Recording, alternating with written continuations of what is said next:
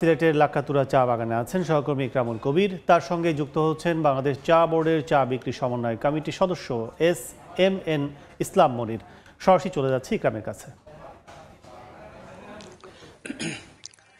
আমি এই মুহূর্তে আছি দেশের অন্যতম একটি প্রাচীনতম চা বাগান লাক্কাতুরা চা বাগানে, এবং ন্যাশনাল টি কোম্পানির এই বাগানটির গত 2-2.5 মাস ধরে এবং তার বেশি সময় ধরে বাগানের পাতা উত্তোলন একেবারে বন্ধ রেখেছে। শ্রমিকরা কর্মবিরতি পালন করছে, যার কারণে এই বাগানে আপনারা দেখতে পাচ্ছেন পুরো আগাছায় পরিণত হয়েছে। যেই বাগানে দুটি পাতা একটি কুড়ি থাকার কথা, সেইখানে প্রত্যেকটি পাতা নষ্ট হয়ে গিয়েছে। বলা যায় যে এই বাগান সহ ন্যাশনাল টি কোম্পানির যে বাগানগুলো রয়েছে, ছোট বড় 18টি বাগান, সেই 18টি বাগানে যে মৌসুমে যে 50 লাখ কেজি চা উত্তোলন করা হয়, এবার সেটি মোটামুটি বলা যায় সেই টার্গেট পূরণ নাও হতে পারে।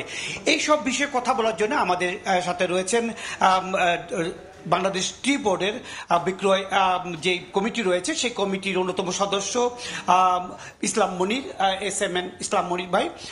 আপনি বলবেন যে জনাব মনির, এই যে চা বাগানগুলোর এই দণ্ডদশা বা সংকটের মধ্যে কেন পড়েছে? ধন্যবাদ আপনাকে এই ধরনের একটি যুগ উপযোগী লাইভ প্রোগ্রাম করার জন্য। শুধু ন্যাশনাল টি কোম্পানি নয়, আমাদের দেশে আপনি জানেন যে যতগুলো চা বাগান রয়েছে এর মধ্যে বিশেষ করে প্রপার্টিশিপ উইক যে গার্ডেনগুলো রয়েছে, সেই গার্ডেনগুলো কিন্তু টাইমলি পেমেন্ট দিতে পারতেছেন। এছাড়া এর কারণ হচ্ছে ওরা বলছে যে আমরা তো যে চা বিক্রি করি, যে দাম পাই সেই দামের চেয়ে আমাদের প্রোডাকশন যে প্রাইস, যেটা কস্ট অফ প্রোডাকশন, সেটি বেশি। কস্ট অফ প্রোডাকশন বেশি হওয়ার কারণ হচ্ছে মিসম্যানেজমেন্ট। 2 নম্বর হচ্ছে এই মিসম্যানেজমেন্টগুলো সঠিকভাবে গুড ম্যানেজমেন্টে নিয়ে আসতে হবে।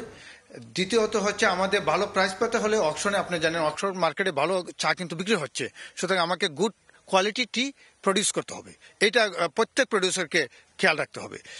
তৃতীয় যে বিষয়টি হচ্ছে গভর্নমেন্টের এই বিষয়ে অত্যন্ত মনোযোগী হতে হবে। আপনি জানেন neighbour country India, second largest producing country in Bangladesh, অর্থাৎ দ্বিতীয় সর্বোচ্চ চা উৎপাদনকারী দেশ হচ্ছে ভারত। সুতরাং এই বেল্ট থেকে যদি অন্যায়ভাবে আমাদের দেশে চা চলে আসে, তাহলে অবভিয়াসলি আমাদের দেশের চায়ের প্রাইসটা ফল করবে, কারণ ভাইয়েরা সেই সুযোগটুকু কাজে লাগাতে চেষ্টা করবে। আপনি সিলেটের যে নিলাম কেন্দ্র রয়েছে, সেই নিলাম কেন্দ্রের সাথে আপনি সংশ্লিষ্ট রয়েছেন। কথা হয়ে থাকে বা অভিযোগ উঠে থাকে যে নিলাম কেন্দ্রগুলোতে সিন্ডিকেটের কারণে অনেক বাগান সেই উপযুক্ত মূল্য পাচ্ছে না। বিষয়টি যদি একটু বলতেন। না, আপনি যেটা বলছেন এখন যে প্রশ্ন করেছেন, এটি অবশ্যই অবান্তর একটি প্রশ্ন। অকশন হাউসের কাজ হচ্ছে বায়ার এবং সেলারের মধ্য থেকে ব্রোকার্সরা সেল প্রসিড মেনটেন করবে, আদারওয়াইজ কোনো ওয়ার্ক সে করে না। সুতরাং বায়াররা যদি চাটা ভালো মনে করে সে ভালো প্রাইস দিবে, যদি মন্দ মনে করে তো ভালো প্রাইস দিবে না। সেখানে ব্রোকার্সে করার কিছু নেই। ব্রোকার্স করে কি, যেটা অর্থাৎ টি টেস্টিং করে একটা ভ্যালুয়েশন করে থাকে, তারপরে ক্যাটালগ রেডি করে সেখানে অকশন ডেতে সেটা প্রেজেন্ট করে। সেক্ষেত্রে বড় বাগান কোনগুলো যেগুলো আছে সেগুলো কোনো সিন্ডিকেট করে থাকে কিনা? বড় বাগানগুলো সিন্ডিকেট করে ছোট বাগানগুলোর চার মূল্য পেতে একটু বিঘ্ন ঘটে কিনা? না, এটা আসলে আমরা বলে থাকি একটা সিন্ডিকেট, একটা নেগেটিভ একটা সেন্সে বলি। আসলে সিন্ডিকেট করে প্রাইস হয় না। আমি আগেও বলেছি একাধিকবার যে সাপ্লাই যদি বেশি হয়, ডিমান্ড কম হয়, তাহলে প্রাইস ফল করবে। আর সাপ্লাই অনুযায়ী যদি আপনার ডিমান্ড বেশি থাকে, হ্যাঁ, তাহলে অবশ্যই প্রাইসটা আপ হবে। সুতরাং প্রাইসকে এনশিওর করতে হলে আপনাকে ডিমান্ড ক্রিয়েট করতে হবে, গুড কোয়ালিটি টিজ প্রডিউস করতে হবে। This is the factor. ধন্যবাদ।